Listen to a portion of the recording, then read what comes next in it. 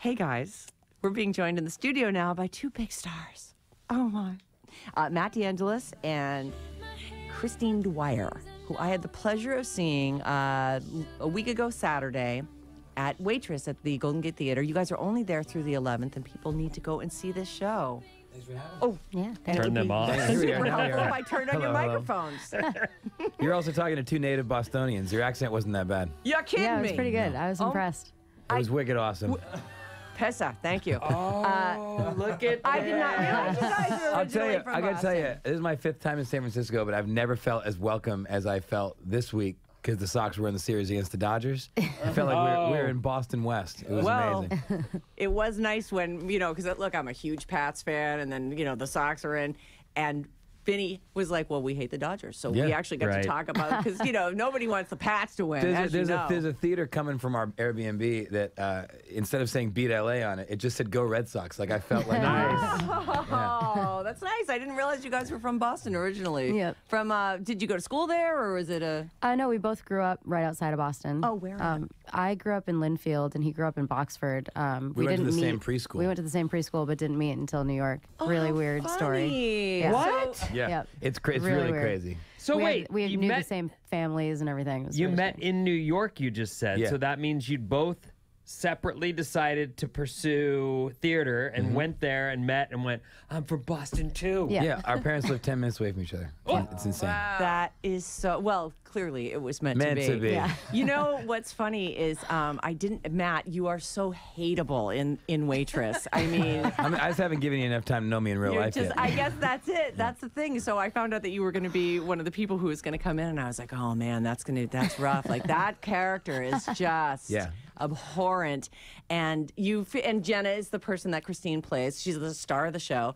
And in real life, you guys are married too. And we were talking about how difficult it must be to work all the time with someone that you're married to. Well, we actually haven't gotten married yet. We're engaged. So she better play her so- cards We'll right. see what happens. I see. You better keep being awesome in that show. No, it's actually, I thought it was going to be weird because the characters, are difficult with each other in the show, but it's actually really fun to do those scenes with someone that you really trust because we can read each other better than probably two other actors who didn't know each other as well as we do. So it's actually really fun. And also we spend so much of our relationship apart, one of us being on tour, one of us being on Broadway, working different jobs, that it's a gift to actually be able to work together. That doesn't usually happen. And so it has been really fun.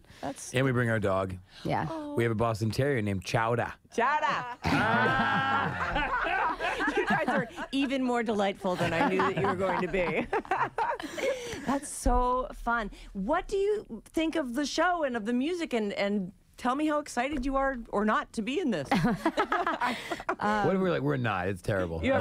Is it terrible? No, it's so charming from the get-go. Yeah, it's, I say this all the time, but it's my favorite thing I've ever been in. It's my favorite music that I've ever been able to sing. It's my favorite character I've ever played. And Matt was in the Broadway company for over a year. And when he booked the show, it was the first time that I saw it. And I just so desperately wanted to be in it eventually, but never really thought that it would happen. I just was kind of a part of it. So you saw him performing in it and went, on oh Broadway. boy, I wonder if that'd be great. I'd be great at that. Well, no, I don't know if I thought that, but I just loved the show so much and thought it was so special. And now to be able to be a part of it after kind of being in the family peripherally is just really awesome. Yeah, we really believe in our show. We like our show a lot. It's I think in these troubling times, it's nice to have a show with a strong female lead when the last 3 bows are women. Without giving, my usual spiel gives away plot points, so I'm not going to say it. But we have the first all-female creative team on Broadway. A lot of our band is women, and it's nice to be a part of a show like this about celebrating the strength of women and celebrating the music of Sarah Bareilles, who's obviously a strong woman, and she just came out with her new single, Armor, which is another female sort of anthem and stuff. It's a really cool piece, and we really like it. I think that if you're a fan of Sarah Bareilles, that you are definitely, you hear her so much in this, and it must be amazing to sing those songs. Yeah. I mean, and you actually like literally hear her in the show. There are pre-recorded vocals. Sugar. Oh, is that right? And that's all. That's all actually I Sarah. wondered actually if you guys had to re-record that stuff or if No, that that's all was stuff that was Sarah. just coming So if you see the show, you actually do get to hear her voice. And I got to be in it in New York with her both times she did it. Oh, you're kidding! Were you Earl in the Broadway? I was the understudy for Earl, and there was times I saw him as Earl opposite Sarah. I played opposite her. I think for 2 straight weeks at one point. No, that was Betsy. I don't know. I did it with Sarah like 12 or 13 times as Earl. That's fun. Did she? But she doesn't have a ton of stage experience. This was almost none since she was a kid. How'd in she Eureka, do? California. In your professional seriously, opinion? she was amazing. I mean, I've been doing this for a long time, and one of the best moments of my career was her first night. 2 parts of her first night. One, the curtain comes up and Jenna is standing alone on stage, for the opening number.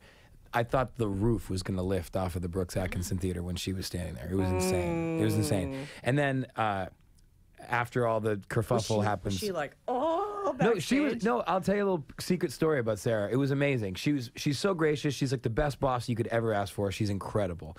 She, and there was so much histrionics that went along with her going into the show, and we were rehearsing a bunch, and she was, having to do press and all this stuff.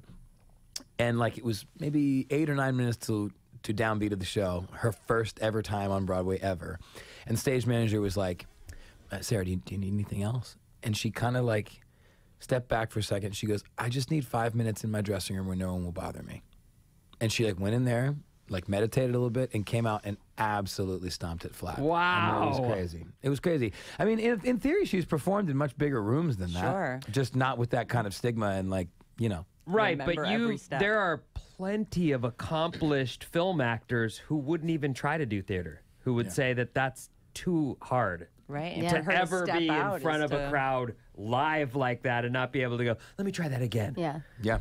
That's tough. Yeah, man. Well, she still, was a theater fan too, and also her sister is A very an actress, accomplished a very actress, yeah. accomplished actress. So it definitely is, I think, in your bones in that way. But like, but yeah, I saw her do it, and I never would have thought that it was her first time playing a role. Because she was also just lives incredible. inside that. She understands that character because she helped write it. Right. So it was just so natural, and she was just so good. Oh, the other moment I was saying is when she sang, after the kerfuffle with Earl, being in the wings with, we had Chris Diamantopoulos and Will Swenson and like really accomplished Broadway working actors, and we couldn't find any space to watch. Everybody was in the wings, peering through the curtain, watching her sing "She Used to Be Mine," which is like the big 11 o'clock number. Do you have that one ready to go? It's Let's reset this real quick. Yes, okay. It's Christine Dwyer and Matt DeAngelis, and they are playing a married couple in Waitress, which is right now through the 11th of November at the SHN Golden Gate Theater. It's a great show. You must be. So, I mean, it's just so fun to watch. And it's actually, the story itself it's a simple story. It's actually a pretty simple show, but you're right, it hits sort of the right notes right now, but it's certainly something that you can go and see and not and feel like you got what you needed to get.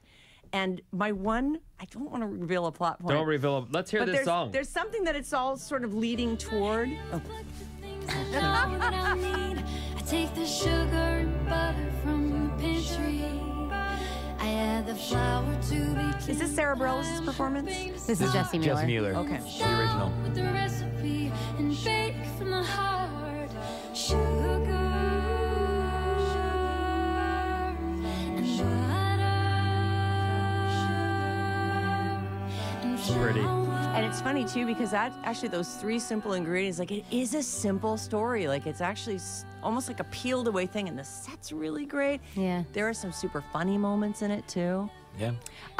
It's everybody needs to go and see Waitress. Even if you don't think you like musicals, that's what I say to people too, what to expect. You're not going to go to a normal musical. It's like No jazz hands in this music. yeah, No. it's almost like seeing a movie on stage, really. It's funny because there is a ton of choreography, but not dance choreography Yeah. so much as the way that things are getting moved around and how Yes. they're getting from one place to another. That's sort of a new trend in the business at large. It's like Is it? like Stephen Hoggett is a choreographer who did Once, which was a big musical, and it's kind of this like it's earthy, more human movement. It's not like kicks and turns and all that. Right. Which thank God, or else I wouldn't be in it. Yeah, same. No, it's very pedestrian. It's cool. Thank you for coming in this morning. And thanks for the entertainment a couple Saturdays ago. I mean, I just can't say enough about the musical. I knew I would like it, and but I didn't think that it would be my favorite stage production I've ever seen anywhere. Thank you so much. I wouldn't say I'm a super theater geek, but I think I may have seen you. Did you do the Golden Gate Theater production of Wicked a couple years ago? No, I never got to perform Wicked here. I did Finding Neverland at the Orpheum like 2 years ago. Seen you. Yeah, but no, I unfortunately, there were 2 tours of Wicked that were out, and they were on the West Coast and we were on the East Coast. So I did do Wicked when it was here, but just not in San Francisco. I think we have a pair of tickets to give away as well.